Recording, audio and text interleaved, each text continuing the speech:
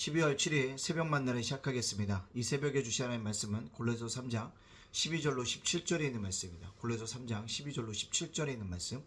골로새 3장 12절로 17절에 있는 말씀입니다. 그러므로 너희는 하나님이 택하시고 거룩하고 사랑받는 자처럼 궁일과 자비와 겸손과 온유와 오래 참을 옷 입고 누가 누구에게 불만이 있거든 서로 용납하며 피차 용서하되 주께서 너희를 용서하신 것 같이 너희도 그리하고 이 모든 것 위에 사랑을 더하라. 이는 온전하게 매는 띠니라. 그리스도의 평강이 너희 마음을 주장하게 하라. 너희는 평강을 위하여 한 몸으로 부르심을 받았나니 너희는 또한 감사하는 자가 되라. 그리스도의 말씀이 너희 속에 풍성히 거하여 모든 지혜로 피차 가르치며 권면하고 시와 찬송과 신령한 노래를 부르며 감사하는 마음으로 하나님을 찬양하고 또 무엇을 하든지 말이나 일이나 다 주 예수의 이름으로 하고 그를 힘입어 하나님 아버지께 감사하라. 아멘. 오늘도 새벽 만나는 싸우시 도락하신 하나님께 감사하고요. 말씀으로 하루를 열어간 여러분들의 주님의 이름으로 축복합니다. 우리가 기독적으로 강조하고 있는 골로새서의 강조점이 뭘까요?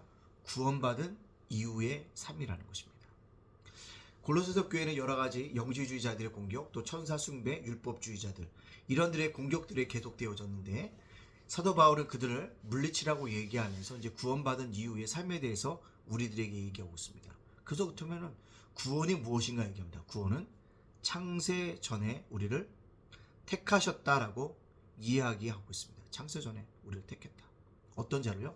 거룩하고 사랑받는 자처럼 선택하셨다는 거죠. 그리고 어떻게 해요? 그들에게 제사함의 은총들을 우리에게 뭐했다? 허락해 주셨다라는 것입니다. 그래서 우리가 구원받은 자녀가 되어졌습니다.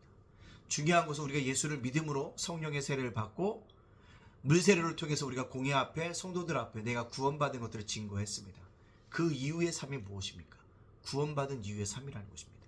즉 성화의 삶이고 예수님을 닮아가는 아름다운 삶의 모습이라는 것입니다. 물론 완전한 성화가 이루어질 수 없습니다. 우리는 스스로 죽을 때 영화롭고 성화로운 자들이 되어질 수 있습니다. 그때까지라고 포기하고 있을 수 없다는 거죠. 구원받은 이후의 삶이 분명히 거듭나게 되어야 한다는 거죠. 어떻게 거듭나야 되냐? 하나님의 자녀로 거듭나야 한다는 거죠.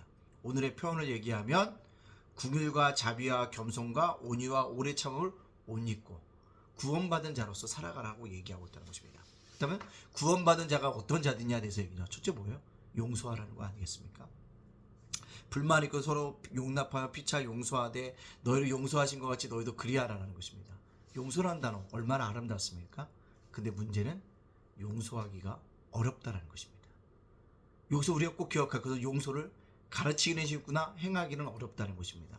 우리가 이것을 마음속에 깊이 생각해야 되죠. 그렇다면 어떻게 될까요? 용서의 지향점을 가지고 살아야 합니다. 용서해야지 라고 내가 끊임없이 내 마음에 뭐합니까? 하나님 앞에 강구하는 자세로 나아가야 되죠. 주님 마찰이 있었습니다. 충돌이 있었습니다. 내가 용서하게 하여 주십시오라는 분명한 믿음의 고백들을 가지고 살아갈 때 우리가 그렇게 용서하게 되어지는 은혜가 있게 되어질 줄로 믿습니다. 어떤 분이 이런 얘기를 합니다. 그 목사님 용서 잘하나? 아니 용서 못해요. 누가 용서 잘하겠습니다. 쉬운 일 아닙니다.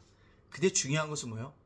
내가 용서를 알고 용서를 행해야지라는 것을 통해서 그렇게 삶의 지향점을 가지고 살아가야 한다라는 것입니다. 그럼 어느 순간 내 마음도 녹아지고 상대방의 마음도 녹아지게 되어짐을 발견하게 되어집니다.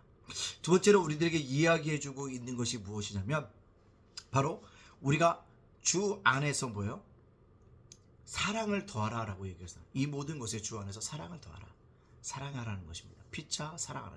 사랑의 빛 외에는 지지 않기를 원한다고 말씀했던 것처럼 사랑의 빛을 질 수 있는 그런 믿음의 사람으로 우리가 뭐합니까? 살아갈 때 하나님 앞에 영광 돌려가는 믿음의 사람들이 되어줄 줄을 믿습니다. 그래서 우리가 뭡니까? 사랑해야 합니다. 나를 사랑하는 사람은 사랑하긴 쉬워요. 그러나 나를 사랑하지 않는 자를 사랑할 수 있는 자, 그것이 사랑 아니겠습니까? 우리가 그런 사랑을 행할 수 있도록 날마다 뭐합니까? 나를 십자가에 내려놓아야 합니다. 그래서 뭐합니까? 기도해야 한다는 것입니다. 주여 내가 사랑할 수 있도록 인도하여 주시옵소서라는 기도가 저와 여러분 속에 넘쳐날 수 있기를 간절히 원합니다. 그러면서 또 한 가지 뭐라고 얘기합니까? 우리는 그리스도 안에서 뭐요? 한 몸으로 부르심을 받았다는 것입니다. 한 몸입니다. 즉 뭐요? 한 팀입니다. 다양한 가지가 자랄 수 있어요.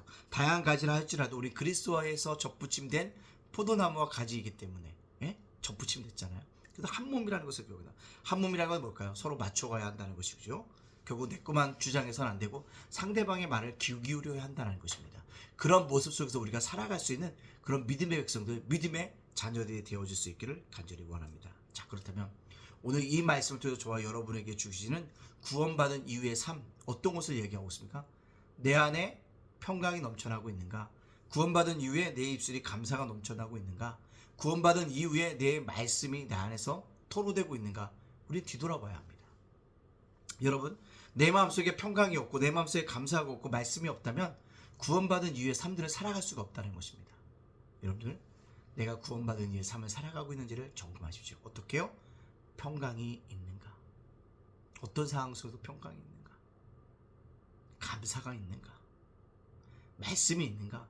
그것을 살펴보면 내가 구원받은 이후의 삶을 제대로 살고 있는지 아닌지를 판가름하게 되어질 것이라는 것입니다.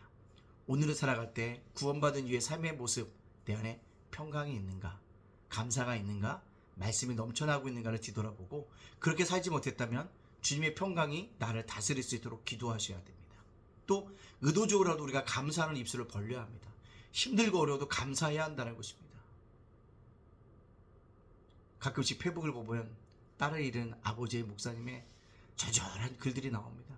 근데 어느 순간에 보니까요, 끝에 그럼에도 불구하고 감사합니다 라는 글들이 올라올 때 마음이 너무 아파요. 감사할 수 없는 상황인데 감사하는 것, 그렇다는 것입니다. 우리도 감사할 수 없는 상황인데 감사하면 감사가 우리에게 복으로 오게 되어줄 줄 믿습니다.